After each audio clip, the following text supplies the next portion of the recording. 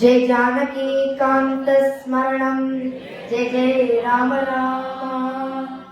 हर नम पार्वती पतये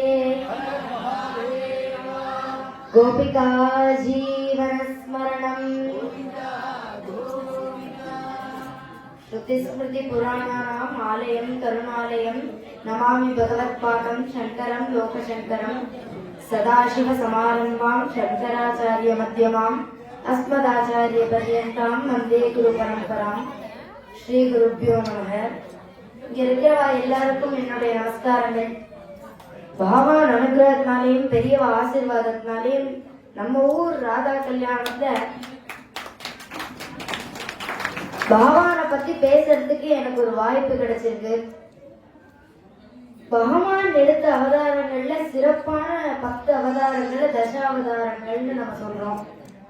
அந்த தசாவதாரங்கள்ல 2வதா இருக்கக்கூடிய அவதாரம் கூர்ம அவதாரம் சமுத்திர மந்தன நிகழ்ச்சியை தான் நான் இன்னைக்கு சொல்ல போறேன்.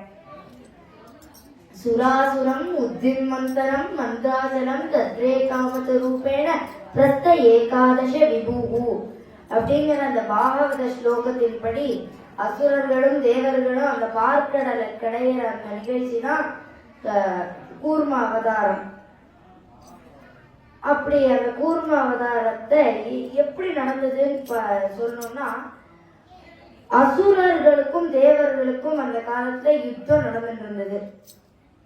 இவா படையெடுத்து போனா அவ சண்டை போடுவா, அவா படையெடுத்து வந்தா இவா சண்டை போடுவா, மாறி மாறி இப்படி யுத்தம் நடந்துட்டே இருந்த போது ஒரு நாள் தேவலோகமான அமராவதி லோகத்துல இந்திராணி கிட்ட பெற்ற ஒரு மாலைய ஒரு அப்சர ஸ்திரீ புஞ்சிகஸ்தலாங்கிற பேர்ல எடுத்துட்டு வந்துட்டு இருந்தா.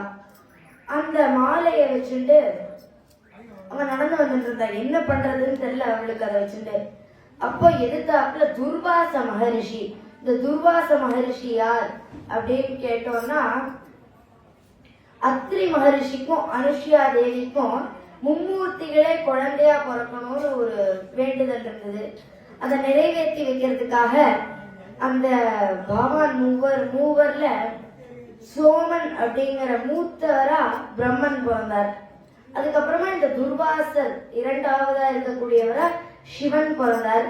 அதுக்கப்புறமா தத்தாத்ரேய மகரிஷியா அந்த விஷ்ணுவே வந்து பிறந்தார்.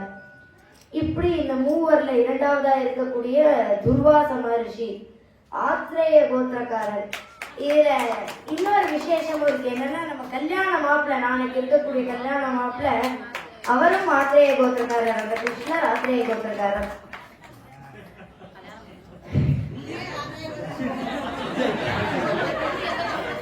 அப்படி அந்த துர்வாச மகரிஷி சாபம் கொடுக்கறதுக்கே அவர் ரொம்ப ஃபேமஸ். அவர் நடந்து வந்துருந்தார்.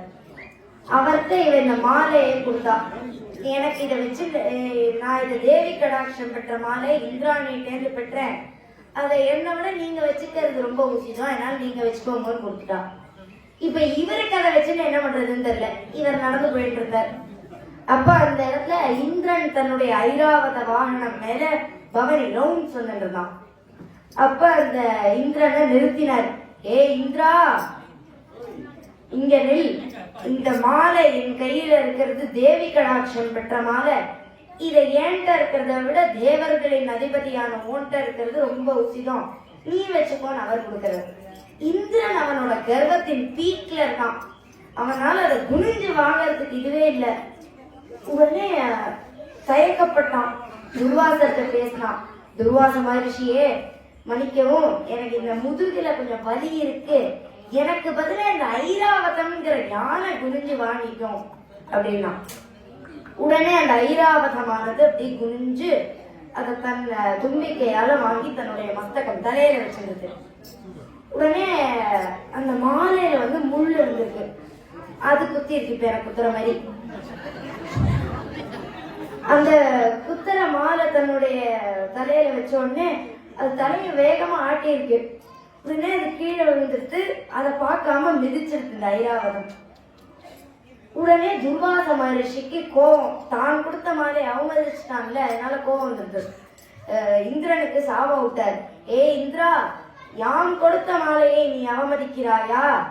செல்வ செருக்கினால் உன் அகங்காரம் மமகாரங்கள் அடங்கட்டும்னு சாமம் கொடுத்துட்டார். துர்வாசா சுரவனிதாத்த திவ்யமால்யாம் சக்ராய ஸ்வயமுபதாய தத்ரபூய ஜாகேந்திர பிரதிமிருத்தி தேசசாப சக்கரம் காக்ஷாந்தி தத்வதி ததேவ சஜனானாம் மத்தத்தா பவதா யஸ்மா தீக்ஷிதா மாலா மஹீதலே தஸ்மாத்ர பிரணஷ்ட லக்ஷ்மிகம் திரைலோக்கியம் பவிஷ்யதி அப்படின்னு சாபம் கொடுத்துட்டு இவர் போயிட்டார். சாபம் பலிக்க ஆரம்பிச்சது. அந்த ஐராவதமானது அப்படியே மறைஞ்சு போச்சு. இந்திரன் தொப்புன்னு கீழே விழுந்தான். இந்திரன் அப்படி பக்கத்துல இருக்கிற ஒரு ஜலத்துல பார்த்தான். அங்க பார்த்தா ஒரு ஒட்டு வேஷ்டியை கட்டிட்டு ஒரு துண்டை போத்திட்டு இருக்கான். உடனே அவனுக்கே ஆடை ஆபரணங்கள்லாம் அணிஞ்சிட்டு இருந்தவன் இப்படி இருக்கான். அவனுக்கு புரிஞ்சுட்டான் தன்னுடைய செல்வம் போயிடுத்துன்னு. அப்படியே தட்டி தடுமாறி அமராவதியில அவன் கோட்டை இருந்த இடத்துக்கு போறான். அங்க போய் பார்த்தா ஒரு குடிசை இருக்கு. அந்த குடிசைக்குள்ள நுழையிறான். அந்த குடிசையில ஒருத்தி நிக்கிறா. ஒட்டு புடவையெல்லாம் கட்டி நிக்கிறா. இங்க இந்திராணின்னு ஒருத்தி இருந்தாலே அவ எங்க அப்படிங்கிறான். நான் தான் அது அப்படிங்கிறான். அப்புறம் தன்னுடைய கஜானாக்களை தேட போறான். கஜானாக்கள் இருக்க வேண்டிய இடத்துல பார்த்தா இந்த ஒடுங்கி போன பாத்திரங்கள், உடஞ்சி போன பாத்திரங்கள்லாம் கிடக்கு. உடனே என்ன பண்றதுன்னு தெரியாம தேவர்களை போய் பார்த்தான். அவள்தான் ரோட்ல நிக்கிறா. வீடே இல்லை அவளுக்கு. உடனே அப்படி பிரம்மாட்ட ஓடினா எல்லாரும். ஏன்னா இதெல்லாம் இருக்கிறப்ப அசுரர்கள் சுக்ராச்சாரியார் தபஸ் பண்ணி வாங்கின அந்த சஞ்சீவனி மந்திரத்தின் பலம் மூலியமா படையெடுத்துன்னு வந்தான். என்ன பண்றதுன்னு தெரியாம எல்லாரும் பிரம்மாட்ட போய் சரணாகதி பண்ணான். அப்ப பிரம்மா சொன்னார், எனக்கு எதுவும் பண்ண முடியாது, நான் படைக்கிற கடவுள், என்னால இது எப்படி தீர்த்து வைக்கணும்னு எனக்கு தெரியல, அதனால நம்ம எல்லாரும் சேர்ந்து சிவன்கிட்ட போலாம் அப்படின்னார். இவாள்லாம் கைலாச லோகத்துக்கு போனா பிரம்மாவோட சேர்ந்து. அங்க போய் பார்த்தா சிவன் இடப்புறம் பார்வதி அமர்ந்து இருக்க, அப்படி லட்சணமா அமர்ந்து இருக்கார். அந்த சிவன்கிட்ட போய் கெஞ்சினான், எங்களுக்கு எப்படியாவது எங்க செல்வத்தை மீட்டு தாங்கோ, அசுரர்கள்டேன்னு எங்களை காப்பாத்துங்கோ அப்படின்னா. உடனே சிவன் சொன்னார், என்னால எதுவும் பண்ண முடியாது, நான் இந்த உலகத்தை அழிக்கிற கடவுள், அதனால நம்ம போய் ஜெகத்பிதாவான விஷ்ணுட்ட கேட்போம் அப்படின்னா. அப்ப இவா எல்லாரும் சேர்ந்து அந்த வைகுண்டத்துக்கு போறா. அங்க வைகுண்டம் பார்க்கடல் மேல சுருண்டு கிடக்கக்கூடிய அந்த சேஷநாகத்தை தன் படுக்கையா கொண்டு அந்த மகாவிஷ்ணு அருமையா படுத்துட்டு இருக்கார். அதே அழகா நம்ம ஸ்ரீரங்கத்துல பாக்குறோம். அது தொண்டரடி பொழியாழ்வார் அழகா எடுக்கிறார். பச்சை மாமலை போல் மேனி பவழவாய் கமலச் செங்கன் அச்சுதா அமரர் ஏரே ஆயர்தம் கொழுந்தே என்னும் இச்சுவை தவிர யான் போய் இந்திரலோகம் வாழும் அச்சுவை பெரினும் வேண்டேனே அரங்கமா நகருளானே அப்படின்னு அந்த ஸ்லோகத்துல சொல்றார். அப்பேற்பட்ட அந்த பெருமாள் சங்க சக்கர கதாபாணியா அங்க இருக்கும்போது இந்திரன், பிரம்மன், சிவன், தேவர்கள் எல்லாரும் சேர்ந்து அவர்கிட்ட சரணாகதி பண்ணான். அப்ப அந்த பகவான் சொன்னாராம், இந்த செல்வம் சொல்றியே அது இந்த பார்க்கடலுக்குள்ளதான் ஒளிஞ்சிருக்கு, அதோட அமரத்துவம் பெற்றுட்ட அசுரர்கள் சஞ்சீவனி மந்திரம் மூலியமான்னு சொல்றியே, அதுக்கு ஒரு படி மேலான அமரத்துவத்தை கொடுக்கக்கூடிய அமிர்தமும் இந்த பார்க்கடலுக்குள்ளதான் ஒளிஞ்சிட்டு இருக்கு. அதை நீ மீட்கணும்னா இந்த பார்க்கடலை கடையணும் அப்படின்ற. கடையணும்னா எப்படி கடையிறது அப்படின் போது அசுரர்களையும் கூட்டு சேர்த்துன்னு கடையுங்க, அப்பதான் உங்களால ரெண்டு பக்கம் பிடிச்சு கடைய முடியும். எதை வச்சு கடையிறது அப்படின்னு பார்த்தா, மேற்கு திசை வடக்கு திசையில இருக்கக்கூடிய அந்த மேரு பர்வதத்தை இங்க கொண்டு மத்தா வைங்கோ.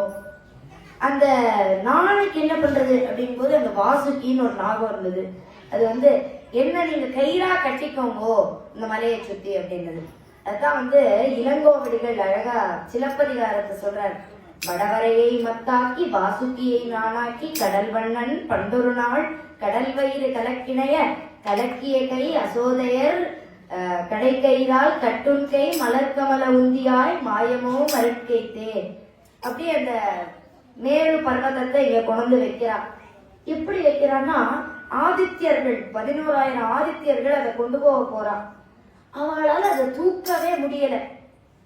உடனே பகவான் என்ன பண்ணார்னா, தன்னுடைய வாகனமா இருக்கக்கூடிய அந்த கருடனை அழைச்சு கருடன் மேல அந்த மலையை தூக்கி வச்சு அதை எடுத்துன்னு வந்து இங்க வச்சார். வாசுகி அதை சுத்தி கட்டினார். இப்ப அசுரர்களை அவ கூப்பிட போனான். அசுரர்களை கூப்பிட போகும்போது பெருமாள் வந்து இந்திரனை கூப்பிட்டு அவன் காதுல ஒண்ணு சொன்னார். என்னன்னா, இந்திரா, அசுரர்கள் இருக்காள்ல, அவள்கிட்ட போய் நீங்க கேட்கும் போது பாம்பின் தலைப்பகுதிய நாங்க பிடிச்சுக்கிறோம் அப்படின்னு கேளுவோம். ஏன் அப்படின்னு அவ கேட்பா. வாதாடுவா, எங்களால இழிவான வால் பகுதியெல்லாம் பிடிக்க முடியாது, நாங்க தான் தலையை பிடிப்போம் அப்படின்பா. உடனே நீங்க என்ன பண்ணணும்னா விட்டு கொடுத்துருங்கோ, ஏன்னா அந்த பாம்போட தலைப்பகுதியில விஷம் ஜாஸ்தியா இருக்கும் அப்படின்னு. இவனும் சொன்ன மாதிரியே பண்ணினா அசுரர்கள் ஒப்புக்கொண்டு வந்தான். அப்ப இந்த மலையை சுத்தி வாசுகியை கட்டி கடைய ஆரம்பிக்கிறான். கடையும் போது தன்னுடைய தலைய அதிகமா அழுத்துறது தாங்க முடியாம வாசுகி நாகமானது அந்த விஷத்தை வெளில கக்கிடுது. அந்த விஷத்தோட தாக்கம் தாங்க முடியாம அசுரர்கள் திண்டாடினான். அப்போ பெருமாளை பார்க்கும்போது பெருமாள் தன்னுடைய மாயையினால் அதை நீக்கினார். அதுக்கப்புறம் மறுபடியும் கடையறத தொடங்கினான். அப்ப கடையும் போது கடல்ல எப்பவுமே டாக்ஸினேட்டட் சப்ஸ்டன்ஸ், விஷம் தான் மேல இருக்கும், விஷம் இல்லாதது டீடாக்சினேட்டட் கீழே இருக்கும். அந்த டாக்ஸினேட்டட் சப்ஸ்டன்ஸ் மேல இருக்கக்கூடிய விஷமானது ஆலாஹல விஷம் அப்படிங்கிற பேர்ல மேல வர ஆரம்பிச்சது. அந்த ஆலாஹல விஷத்தை தாக்கம் தாங்க முடியாம எல்லாரும் அப்படி பூமியில இருக்கக்கூடிய மனுஷாலாம் செத்து போனான். அந்த செடி கொடிகள்லாம் பட்டு போச்சு. அங்க இருக்கக்கூடிய அந்த மிருகங்கள், பசுக்கள்லாம் அப்படி இறந்து போனன. ரிஷிகளுக்கு பால் கொடுக்க கூட ஒரு பசு இல்லை. அப்ப என்ன பண்றதுன்னு தெரியாம பெருமாளை பார்த்தா. பெருமாள் எனக்கு எதுவும் தெரியாது அப்படின்னு. உடனே என்ன பண்றதுன்னு பார்த்துட்டு இருந்த போது நீலகண்ட சிவனார் பொன்னார் மேனியன் குனித்த புருவமும் கோவை செவ்வாயில் குமின் சிரிப்பும் பனித்த சடையும் பவழம் போல் மேனியில் பால்வெண் நீரும் இரித்த முடையை எடுத்த பொற்பாதமும் காணப்பெற்றால் மனித்த பிறவியும் வேண்டுவதே இம்மாநிலத்தே அப்படின்னு இருக்கக்கூடிய அந்த சிவனார் வந்து உலக நன்மைக்காக நான் இந்த விஷத்தை பருகிறேன் அப்படின்னு அதை திரட்டி பருகினார். அந்த விஷம் தன்னுடைய தொண்டையில இறங்க ஆரம்பிக்கும் போது நீங்க என்ன விஷத்தெல்லாம் குடிக்கிறேன்னு பார்வதி வந்து கழுத்தை பிடிச்சா. அவதான் சக்தி. அந்த சக்தியின் ஸ்பரிசம் பட்டதுனால அந்த விஷம் அங்கேயே நின்றுது. அவர் தொண்டை நீளமாயிடுது. அதனாலதான் அவருக்கு நீலகண்ட, நீல கழுத்தை உடையவன் அப்படின்னு ஒரு பேர் அமைஞ்சிருக்கு. அதனால இருந்து அப்படி ஆலாஹல விஷத்தை இவர் பருகினார். அதுக்கப்புறமா மேல வர ஆரம்பிச்சது ஒவ்வொன்னா. முதல்ல உச்சை ஸ்ரவஸ் அப்படிங்கிற ஒரு உயர்ந்த ஜாதி குதிரை வந்தது. அந்த உயர்ந்த ஜாதி குதிரை வெள்ள வெள்ளையன்னு இருக்கக்கூடிய அந்த உச்சை ஸ்ரவஸ இந்திரன் எடுத்துட்டான். அதுக்கப்புறமா ஐராவதம் எனக்கூடிய ஒரு யானை, அந்த இந்திரனின் வாகனம் வந்தது. அதையும் இந்திரனே எடுத்துட்டான், தேவர்கள் எடுத்துட்டான். அதுக்கப்புறம் 3 மணிகள் வந்தது. அந்த 3 மணிகள்ல முதல் மணி பேரு கௌஸ்துபம். இந்த கௌஸ்துப மணி ரொம்ப உயர்ந்த மணி. அப்ப அந்த கௌஸ்துப மணி இருக்கிறதுலயே உயர்ந்தவரான அந்த பெருமாளுடைய மாருக்கு போயிடுது. அதுக்கப்புறமா அந்த மணி பேரு சூடாமணி. சூடாமணியை வந்து சிவன்கிட்ட கொடுத்தார். சிவன் எங்க வச்சுக்கிறது, தன் ஜடாமுடியில ஒரு பக்கம் சந்திரன், இன்னொரு பக்கம் கங்கா, எங்க வச்சுக்கிறதுன்னு தெரியாம அது அம்பாள்கிட்ட கொடுத்தார். அம்பாள்கிட்ட கொடுத்தார். ஆனா ராமாயணத்துல சூடாமணி சீதைகிட்ட இருந்ததா வரும். எப்படி அப்படின்னு பார்த்தா இது புராணங்கள்ல இல்ல, நம்மளா சொல்றதுதான். மித்திலா அப்படிங்கிறது நேபாள்ல இருக்கு. ஹிமாலயாஸ் தான் கைலாயம். பார்டர் தானே, இந்தியா நேபாள் பார்டர் தானே. பார்வதியே அவளுக்கு ஆசிரமங்களுக்கு போனப்ப கொடுத்துருக்கலாம் அப்படின்னு சொல்றான். அதுக்கப்புறமா வந்த அந்த மணி பேரு சிந்தாமணி. இது கேட்டதை கொடுக்கும் கல். இந்த கல்லை இந்திரன் தன் கைவசப்படுத்திட்டான். அதுக்கப்புறமா வாருணி அப்படிங்கிற ஒரு பானம் வந்தது. அந்த வாருணிங்கிற பானத்தை அசுரர்கள் எடுத்துட்டான். அதுக்கப்புறமா காமதேனு, கேட்டதை கொடுக்கக்கூடிய பசு வந்தது. இத சப்த ரிஷிகள் தன்னுடைய ஹபிஸ் யஜ்ஞத்துக்கு தேவைப்படுற அந்த நெய் இதுக்காக எடுத்துட்டான். அதுக்கப்புறமா ஒரு மரம் வந்தது. அந்த மரத்தின் பெயர் கற்பக விருட்சம். அந்த கற்பகர விருட்சம் கேட்டதை கொடுக்கக்கூடிய ஒரு மரம். அந்த மரத்தை இந்திரன் தன்னுடைய தோட்டத்துல வச்சிருந்தான். அதுக்கப்புறமா இவ கடைய கடைய அந்த மலையானது வாரம் தாங்காம கீழே போக ஆரம்பிச்சது. அந்த மலை அப்படி கீழே போக போக இவானும் சேர்ந்து அப்படியே மூழ்கிறான் அந்த மலையின் வெயிட் தாங்க முடியாம. அப்ப என்ன பண்றதுன்னு பார்த்தா பெருமாள் அப்படி தன்னுடைய சக்தியினால கூர்மம் ஆமையா ஒரு அவதாரம் எடுத்து அவ்வளோ பெரிய ஆமை அந்த மலைய தாங்கினார். ஏன் ஆமையா அவதரிச்சார் அப்படின்னா, ஆமைக்கு முதுகுல இருக்கக்கூடியது ஓடு. அந்த ஓடு ரொம்ப பலம் வாய்ந்தது. அந்த ஓடை வச்சு அந்த மலையை தாங்கினார். அவ்வளோ சக்தி வாய்ந்த அந்த ஓடு. அப்படி ஆமையா அவதரிச்சார். ஆமையா அவதரிச்சு கீழே தாங்கிட்டு இருக்கார். மேல இப்படி ஆட ஆரம்பிக்கிறது. என்ன பண்றதுன்னு இப்ப மறுபடியும் பிரச்சனை வருது அப்படின்னு பார்த்தபோது அந்த பகவானே அனந்தன் அப்படின்னு ஒரு விஸ்வரூப அவதாரம் எடுத்து தன்னுடைய கட்ட விரலால அந்த மலையின் மேல அழுத்தி பிடிச்சிட்டார். அப்படி அந்த அனந்தாவதாரம் கூர்மாவதாரம்லாம் எடுத்தார் பகவான். இல்ல கூர்மாவதாரத்துல பாகவதத்துல இது வருது. வைஷ்ணவ ஆச்சாரியன் தேசிகன் சொல்லிட்டு ஒருத்தர் அவர் இத தன்னுடைய தசாவதார ஸ்தோத்திரத்துல வர்ணிக்கிறார். அபியாசுர் புவனத்ரயீம் அனிப்ரியம் கண்டுயனேர் நித்ராணஸ்ய பரஸ்ய கூர்மவபுஷோ நிஷ்வாச வாதோர்மய யத் விக்ஷோபனி சம்ஸ்கிருதோததிபய பிரேங்கோள பர்யங்கிகா நித்யாரோகண நிர்வதோ விரத்தே தேவா சஹைவ சீரியா அப்படிங்கிறார். அப்படின்னா என்னன்னா, அந்த ஓடுடன் கூடிய ஆமையா அந்த மலையை தாங்கிட்டு இருக்க பெருமான். அப்போ அவ கிர்ரு கிர்ருன்னு கடையிறது இவருக்கு முதுகு சொரியிற மாதிரி இருந்ததாம். அப்ப முதுகு சொரிஞ்சின்ற போது இவருக்கு தூக்கம் வந்திருக்கு. தூங்கும் போது கொரட்டை விட்டுருக்காரு.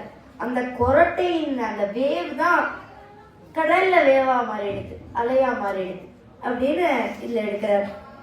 அப்படி கூர்ம அவதாரம் எடுத்தார். மறுபடியும் கடைய கடைய ஒரு ஒரு வெள்ளை வெளியேன்னு இருக்கக்கூடிய யானைகள் நாளைக்கு சுத்தி இருந்தது. அப்ப மேல ஒரு தாமரைப்பூ வந்தது. அந்த தாமரைப்பூ மெது மெதுவா திறந்தது. அந்த தாமரைப்பூல இருந்து அப்படி ஒரு தங்க நிறம் வீசுது. அது அப்படியே முழுசா திறந்தப்ப அந்த ஐஸ்வர்ய கலசங்களோட மோட்சத்தை கொடுக்கக்கூடிய அந்த கரங்களோட விராட்டியான லக்ஷ்மி உட்கார்ந்து இருந்தா. அந்த லக்ஷ்மி இரண்யவர்ணாம் ஹரிணி அப்படின்னு இருக்கக்கூடிய அந்த லக்ஷ்மி இறங்கி வந்தா அந்த தாமரையிலேருந்து. அந்த தாமரையிலேருந்து இறங்கி மெது மெதுவா அந்த கடல்ல நடந்து போய் பெருமானங்க மேல இருந்தார். அனந்தாவதாரத்துல அவருடைய மார்ல போய் கட்டி பிடிச்சு அவர் மார்ல உட்கார்ந்துட்டார், நெஞ்சில உட்கார்ந்துட்டார். அப்படி லக்ஷ்மி ஸ்வயம்பரம் இந்த சமுத்திர மந்தன நிகழ்ச்சியில நடந்தது. அந்த லக்ஷ்மிக்கு அப்புறமா அமிர்த கலசத்தை எடுத்துட்டு தன்வந்திரி எனக்குடைய இன்னொரு பகவான் விஷ்ணுவின் அவதாரம் வந்தது. அந்த தன்வந்திரி அவதாரத்தை விஷ்ணு எடுத்ததுக்காக அந்த அமிர்த கலசத்தை எடுக்கலாம். அவர் மேல வந்தது அந்த தினத்தை தன் திரையோதசி அப்படின்பா. அந்த அமிர்த கலசத்தை கீழே வச்சுட்டு அவர் மறுபடியும் பெருமாள் கிட்டேயே போயிட்டார். அந்த அமிர்த கலசத்தை இப்ப யார் எடுத்துக்கிறது, தேவர்களா அசுரர்களா அப்படின்னு சண்டை வந்தது. அப்போ தேவர்கள் இது எங்களுக்கு அப்படின்னா, அசுரர்கள் இல்ல இது எங்களுக்கு அப்படின்னு சண்டை போட்டு இருந்த போது பெருமாளை பார்த்தா இந்திரன். அப்ப அந்த நாராயணனே மோகினி எனக்கூடிய ஒரு அவதாரம் எடுத்தார். மோகினி அவதாரம் பெண் ரூபம். அந்த அவதாரம் எதுக்குன்னா டிஸ்ட்ராக்ஷன் கிரியேட் பண்றான். அப்போ தேவர்களையும் அசுரர்களையும் வரிசையில உட்கார வச்சார். அப்ப அந்த அமிர்த கலசத்தை அவர் எடுத்துட்டார். தேவர்களுக்கு கொஞ்சம் கொஞ்சமா ஊத்திட்டே இருந்தார். அசுரர்களே இப்படி மயக்கிட்டே இருந்தார். அப்ப அசுரர்கள்ல ஒருத்தனான ஒரு அசுரன் அந்த தேவர்கள் வரிசையில போய் உட்கார்ந்துட்டான். தேவன் மாதிரி மார்வேஷம் போட்டுன்னு போய் உட்கார்ந்தான். பெருமாள் அதை கண்டுக்கல. அவர் பாட்டுக்கு அசுரர்களை பார்த்துட்டே தேவர்களுக்கு ஊத்திட்டார். ஆனா சந்திரனும் சூரியனும் அதை பார்த்தா, இவன் அசுரனே, அசுரர்கள் எண்ணிக்கையில ஒருவன் குறையறான், தேவர்கள் எண்ணிக்கையில ஒருத்தன் கூடியிருக்கான், இவன் அசுரன் அப்படின்னு கண்டுபிடிச்சா. உடனே அந்த மோகினி அதாவது பகவான்கிட்ட போய் சொன்னான், இவன் அசுரன், இவனுக்கு நீங்க கொடுக்காதீங்க அப்படின்னு சொல்லும்போது அவர் ஒத்துக்கிட்டார். அதை அவன் லேசா பருவம் பருகிட்டான். இதை தெரிஞ்சுடனே இவர் அந்த அமிர்த கலசத்தின் மூடி சுதர்சனமா மாறிட்டு அதை வச்சு அவனுடைய அந்த உடம்பை பாதியா வெட்டினார். இப்ப அந்த உடம்பும் தலைப்பகுதியும் வேற வேற இருக்கு. சந்திர சூரியன்கள் மாட்டி கொடுத்தாங்க. இந்த பாம்பானது ஒரு பாம்பு அங்க போயிட்டு இருந்தது.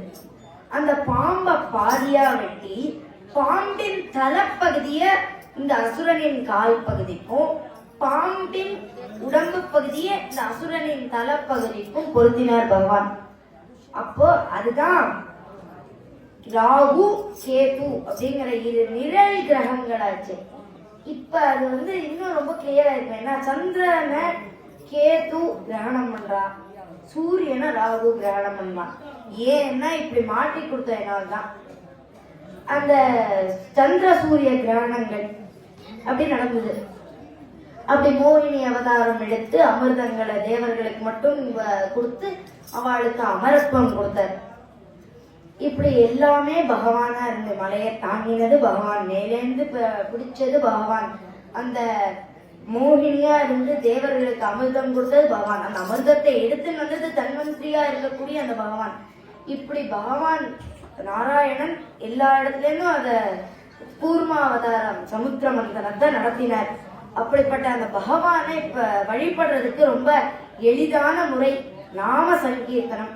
அந்த நாம சங்கீர்த்தனம் அதுலயும் ரொம்ப உயர்ந்தது நித்தியம் அனுமனே ஜபிக்கக்கூடிய அந்த ராமநாமம். அப்படிப்பட்ட அந்த ராமநாமத்தை சொல்லி என்னுடைய சொற்பொழிவை நான் முடிச்சுக்கிறேன். ராம ராம ராம ராம ராம ராம ராம ராம ராம ராம ராம ராம சீதா ராம். ஜெய் ஜானகி காந்த ஸ்மரணம். हर हर नमः पार्वती पतये. गोपिका जीवन स्मरणम्. अंजनी पुत्र आंजनेय स्वामी. Thank you.